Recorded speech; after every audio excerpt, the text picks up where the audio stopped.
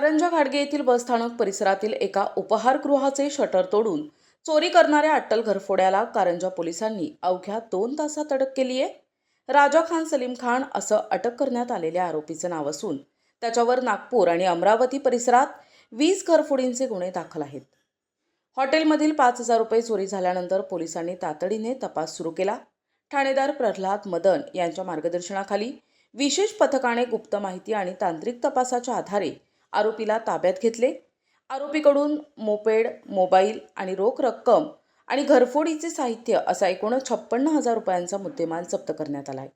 ही कारवाई पोलीस अधीक्षक Saurabh Kumar Agarwal, upper police अधीक्षक सदाशिव वाघमारे आणि उपविभागीय पोलीस अधिकारी चंद्रशेखर ढोले यांच्या मार्गदर्शनाखाली करण्यात आली आहे।